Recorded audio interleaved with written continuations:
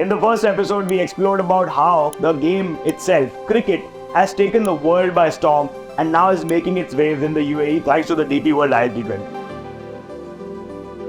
In this episode, we're going to delve into how it's spreading the excitement of cricket in this particular region.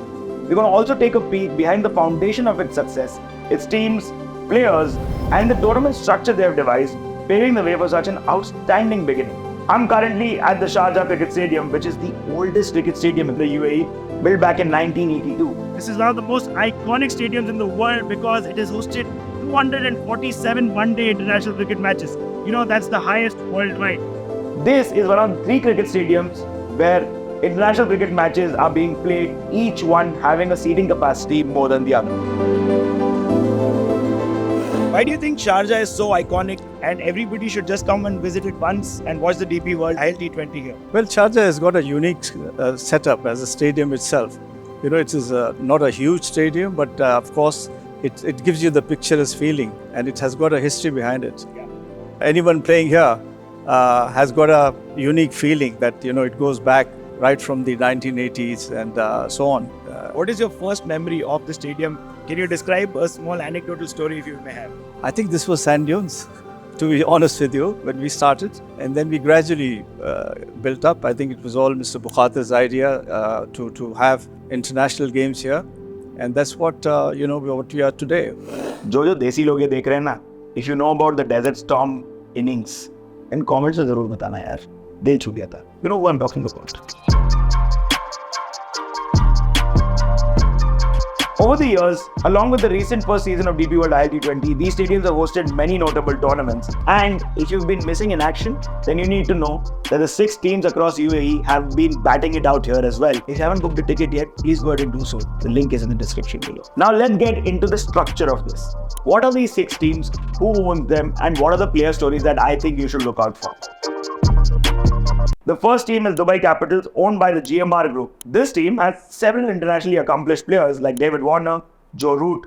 Second team is the Gulf Giants. This champion team of the first season is owned by Adani Sportsline. The notable players in the Gulf Giants are Carlos Brathwaite, Chris Jordan, Mujibur Rahman. The next one on the list, Emirates. Owned by Indiaven Sports, a subsidiary of Reliance Industries, this team boasts of top international players like Kieran Pollard, Corey Anderson, and Trent Bolt. Now, you may recognize them from the matches they've been killing at in Mumbai as Mumbai Indians players. The fourth team is Desert Vipers, owned by Lancer Capital. This team was the runner-up team of the first season. It features some noteworthy cricketing names like Shadab Khan, Sheldon Cottrell, Tom Curran. The fifth team is Abu Dhabi Knight Riders, owned by Knight Riders Group, which has some of the most notable players in cricket like Andre Russell, David Willey, Sunil Narine. And you may also remember that one incident where you saw Shah Rukh Khan at the stadium, didn't you? Did you miss all of this? See, that's the FOMO I'm talking about.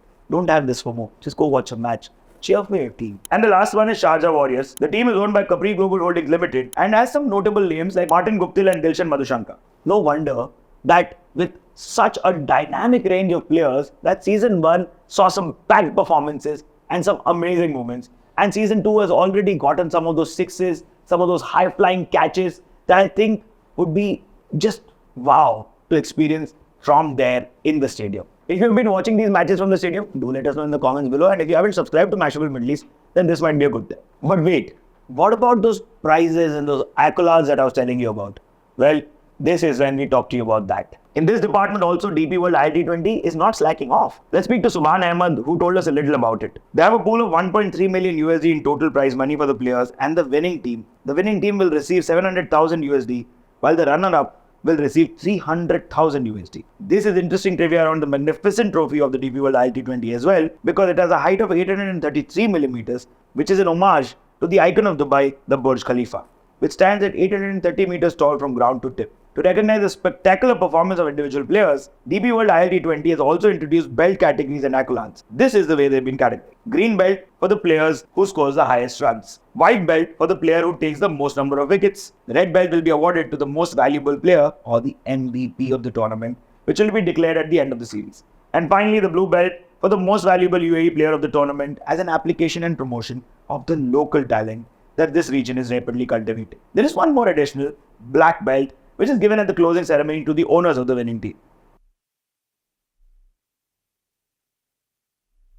With that comes the conclusion of our explanation of the structure of the DP World ILT20 for you all. If you found that enriching, do let us know in the comments below what excites you the most and who do you think is the MVP of this season. Well, for more insights on the DP World ILT20, do not forget to watch the next episode and let us know in the comments below how you like this one. And if you haven't seen the first episode, now would be the right time to go and watch it as well. Do also let us know how you're supporting your favorite team this season. For more such amazing content, do not forget to like, comment, share and subscribe to Mashable Middle East if you haven't already. And share this with somebody who's a cricket lover. Also, let us know in the comments below who you're supporting. This is me, Sid, signing off. There is another episode. Keep watching.